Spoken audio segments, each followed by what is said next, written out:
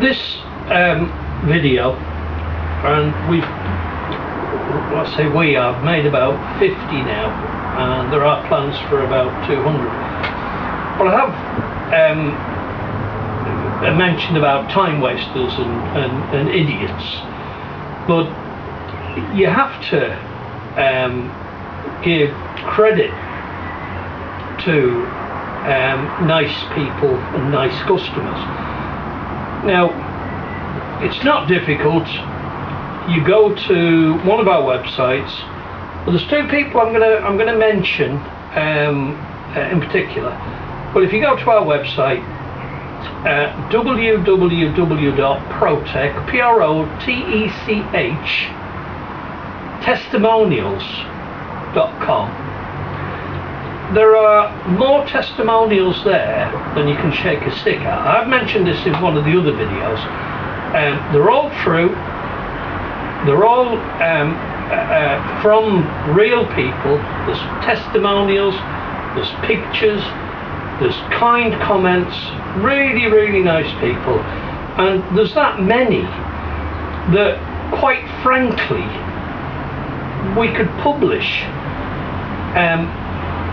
I mean, I don't know how many pages is on the website, but there are quite a few. But we kind of stopped publishing because it just got out of hand. We have that many, with that many pictures, and believe you me, they're all genuine. And if you have nothing better to do and you've looked at all of these videos, you might remember where one of our IT people said, we need to publish some testimonials, and I said, well, I don't really believe them, be it in newspapers or websites. And he said, yeah, but we're not selling to you. And I thought, oh yeah, that's right. So we started harvesting them, and all of those people are very, very nice, you know, even if they've said, and we do publish them honestly, there's been a problem and you solve the problem in quick time, and you admitted the problem. They're published. I hide nothing. I'm very, very transparent, and given the fact that we're a window and a double glazing company, that's not a pun. But two people I particularly want to mention. We had a guy called Ian Matthews, and he ordered some secondary glazing over the very, very bad winter period that we've just had. And this video will be on for a long time, but you're talking end of 2010. It'll be on for longer than me. I'll be dead and people will still be watching this lot. End of 2010, early 2011, and we had that really, really bad spell of weather. And our driver rang, as we do, and said, right, I'm an hour away from you, you know, I'll be there in an hour. And the guy said, no. In fairness to the man, he was very, very nice. I did ring him up and thank him. He said, no. He said, you'll get into this village, but he said, you won't get out. So he wasn't being selfish in any way, shape or form. The driver said, well, if that's what you think, you know, I'll adhere to that. And he did. And then with another guy, and unfortunately we all remember the bad, and I've alluded to all the bad, and I remember their names, and I remember everything about them, because, as I've said probably 20 times before, all this lot arrives on my desk and I have to sort it out. But another man, and I can't think of his name, he was in Cornwall, and he bought secondary glazing after secondary glazing after secondary glazing from us. And there was two things that he did. He wrote an installation manual. Now I still have it on my computer, and I mean he really wrote a very comprehensive installation manual. And the reason I haven't published it is it was only pertinent to his property. But what a nice man for doing it. You know, what drives people like that? It's niceness. But it was only pertinent to his property. We don't have installation manuals for everything because, or installation guidelines, because each situation is different. And with secondary glazing, it most certainly is. Virtually every situation is difficult. But he was kind enough to write a very, very nice letter, or it was email in actual fact, and an installation guide, and I keep it. And you know, our customers are so, you know, I hesitate to say this because I've already said it, and probably people won't like it. We deal with some right arseholes. I mean, we really, really, really do. It doesn't matter what you do, you'll never satisfy them. But on the other side of things, we deal with some really, really nice people. And it's a funny thing that the people who are arseholes, who aren't placing orders, you know, believe you me, and even if they are, I'm refusing the order, because it's my decision at the end of the day. They always say, well, I can see that you have a testimonials page, and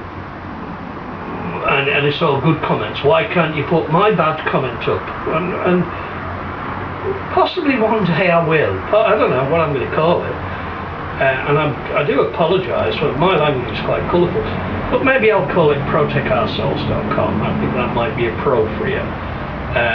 In actual fact, I might do that. I might just register that. Because I think that that's appropriate. But what I'm also going to do, internet's a great place, and they can, you know, slag me off and my company off. So perhaps I can publish protechourselves.com and warn people that this person is an arsehole. Probably it's not worthy, and when I think about it, probably, and I haven't got time anyway. But you know, we really, really, you look at protechtestimonials.com. I've mentioned two people. There was a testimonial recently that I wish I had in front of me now, because I'd read it to you, about a delivery of PVC products, and it was fantastic. It was so well wrote. The guy couldn't praise us too much, and that's very gratifying. You know, as with anything, if you're doing a job and somebody in your office says, oh, what great, you've done a bloody good job there, well, you're elated, you know, you're happy. If somebody just continually says, oh, you're an idiot, well, you know, you're going on the downer. But this particular testimonial is about the best one we've ever had, in fairness, because it was eloquent, and it spoke very highly of the company, our service from start to finish. And these are not isolated incidents. The isolated incidents are the idiots, what I've already alluded to, the arseholes. I think I might just launch that, you know, I'm not entirely sure as I shouldn't. But, you know, most people, and I've said this, I don't know, 10 times, 15 times, 20 times during these videos, the vast majority of people are as right as rain. They're as pleased as punch to get the product. They're as pleased as punch with the quality of the product. If there's a problem, and we messed up recently where, and I don't tell lies, I've said that 20, 30 times, where a guy ordered a low threshold and we didn't give him a low threshold on some French doors. We gave him an ordinary threshold with sill, and he came on and he was polite, he wasn't derogatory in any way, shape or form, very nice man, and you know, we've replaced it. Well, I say we've replaced it, that's a slight lie. It's being replaced. No questions asked. You know, I've looked at your order, staff have looked at your order, you've ordered what you've ordered, we've messed up, we will replace. No questions asked. It's dead simple. And as I've said in another video, I take this company's responsibilities very, very, very seriously. And if we mess up, well, that's our problem. It'll be replaced at whatever cost. If you mess up, we'll do, and we do everything we can to police your order in the first place. We'll do everything we can to police your order and try and spot any mistakes. But if you mess up, we'll also do everything we can to minimise the damage. And what we're talking about there is the cost. We'll try and minimise the impact on your wallet. That's the way I run things. There's no victory, I can assure you, there's no victory for us in this company. Well, I'm sat in my freestanding conservatory, by the way, which you may have gathered or you may not, outside the building. But there's no victory for us that a customer's made a mess of an order and has to reorder and we get a second sale. That's not the way I operate. It leaves, I mean, it annoys me when people mess up, be it my people or you, the customer. I just think, well, you haven't done your job. And I'll be honest, it does annoy me. I hate things like that, and I hate waste. And I try and minimise the impact, in essence, on your wallet. We can't always minimise the whole impact. There's some things that just, you know, what you've got is scrap. It's no good to us, and we can't take it back. And that's it, end of story. You need to order a whole new unit.